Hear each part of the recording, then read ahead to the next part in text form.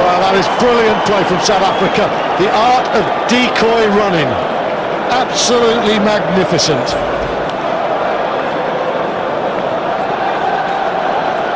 Fixed by Berger. Jacobs comes in. South Africa know 15 metres out that England have been sucked in.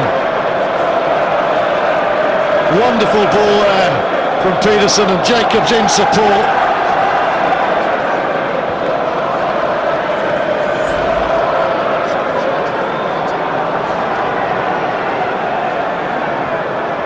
And Pienaar with a conversion. It's ruthless from South Africa. And the conversion over to make it 27 points to 6. Stuart. Out of the decoy running. Watch the two England players fixed dead here. It's absolutely superb. We run this on. Two men held by de Villiers decoy. Beautiful ball there from Peterson, and Jacobs, scorer against Wales, scores again. That's a beautiful score. Precision itself. There's something about the line out. England just weren't quite, sorted out. They weren't just on their metal at that line out. The line out? Well, a metaphor maybe, Miles. Not quite would be the words at the moment. David again. Well, that try came from quick ball. Victor Matfield's the best for a reason. Highlighted, nice big space. Steve Borthwick can't cover everybody. He won't move around too much. Let's just jump and catch. And we all know what happened from there. I think by tonight, Victor Matfield might be claiming an assist on that one. And there was a space in the middle, big space, wasn't there? Yeah, there was. And South Africa just managed this area so well. They're very good at the line out as well. They're not over complex. We don't get the old two-step there. There's no foxtrot. They've got great jumpers. They get them up.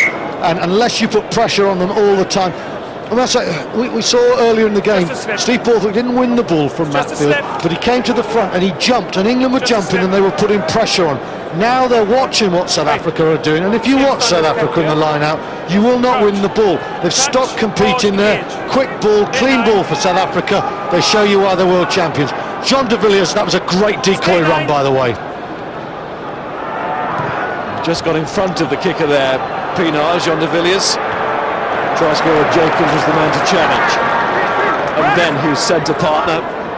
So all that effort from England at the start of the second half came to nothing. South Africa get their chance and they pounce.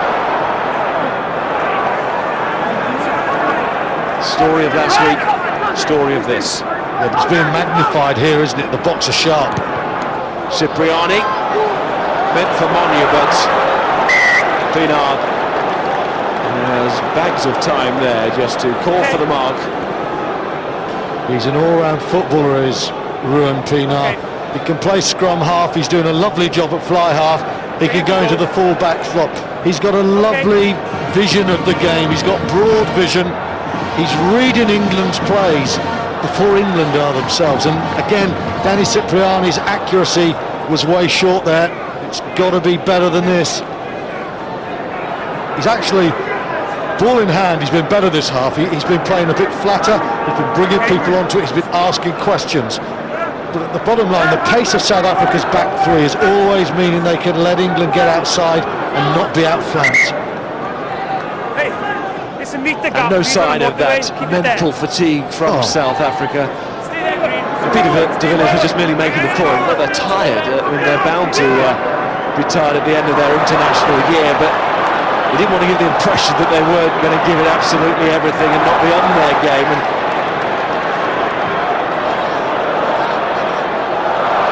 Monia seemed to have to wait an age there for the snaking bounce on that ball. England have got to hold on against meltdown here. Things are going against them. And if anything, South Africa have been up a notch or two, haven't they, mentally, from where they were against Wales and Scotland. I don't know about the Welsh game, Wales are Grand Slam winners. That was a good win. I think they were underestimated there. Although it seemed in that final quarter, we don't spend too long on a game after 2 weeks ago, but in that final quarter, South Africa almost sort of happy to sort of put their foot on the ball like an Italian football team would, which was out of character. But today, there seems to be no releasing of the pressure valve. As we said at the start of the half, this is the last 40. They want to go out in style. Cup just over a year ago. They want to finish with a big win against England here. That's good from Shaw. And Easter one-handed off to Cipriani. In comes January, but he didn't make either ball or man in the end. And it's Hugo Monyo. Ooh, that looked high. That looked very high. De Villiers. Referee's playing on. Monyo is okay. It's advantage. And just in danger of falling over here, the match. Out. Stay out. Sparked by that high challenge on Hugo Monyo. And then compounded by, I thought, Danny Rousseau also came in with a high one. Of course, Butch James, legendary for his high challenges. Jean de Villiers is not, but there you can... Actually, it's not that bad. It's a penalty. There's no clothesline element, but it is compounded by the fact Danny Rousseau is involved. Look, yes, it's a penalty, but all the oohs and ahs as if something semi-psychotic has occurred again. It's not. But to be fair to the crowd, you can see why initially it looked that way. I think we have the benefit of the replay. Yeah, but de Villiers went sliding up towards the neck. The advantage there against Sam, it's a better position, okay? Thank you. 12 tackles kept down. The second one is here. 2 high tackles. First against him. Do you know, if anything, Danny Rousseau's, I thought, was probably worse than de Villiers because Monyo was snaking forward. Watch this now. Straight up. He knows exactly what he's doing there with the right arm. And then he goes back for good measures for a little arm lock. Nick Easter went for him as well, didn't he? That was noted by Easter. Look at him. Right, it was you, was it? And then second time again, another neck lock from Danny Rousseau.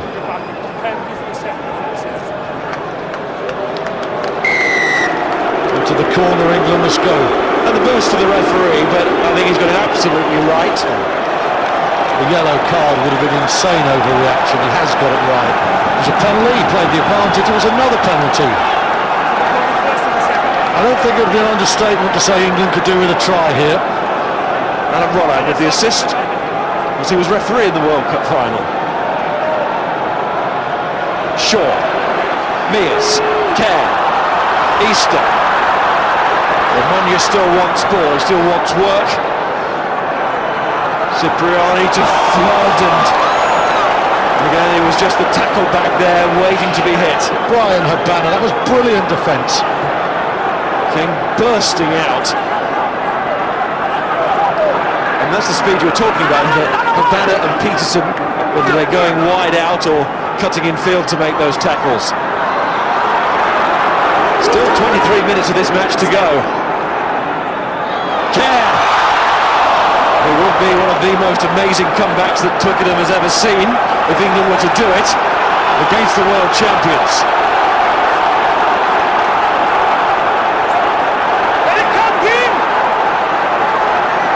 Cipriani, de Villiers came up too far that time. Oh, the simple ball was required, and that... Knocked on first, yes. There's an opportunity gone. An opportunity gone. Danny Kerr was almost away. Baki's Bottom made a wonderful tackle. That ball just has to go to Flood. He fixes Habana. It should be a try. In many ways, that's as bad as the charge down from Cipriani. He knows that. Dylan Hartley's coming on for England to win his 3rd cap. He's come up twice in this series, but not really into international rugby yet. There have been late appearances, so Mears goes off, and Danny Rousseau's going off as well to be replaced by Ryan Kankowski. Just looking at the England, 5 visits as the opposition, 22, nothing. Just 2 solitary penalties. Springboks averaging almost a try a visit, just over 4 points. It's the difference. Interesting for Hartley. He's got a chance to take a big slice of international rugby here. Yeah, he has. But once again, I think Lee Mears has been one of England's better players, you know. Crouch, touch, pause, engage. Ball is out. There is also one for South Africa as the players find it out on that far side. Referee and some of the players are more concerned by the ballers, and it's with Armitage and Monyo. Oh, Peterson. JP Peterson, and there's Jacques Fauré, and look at him powering in, and Botha as well.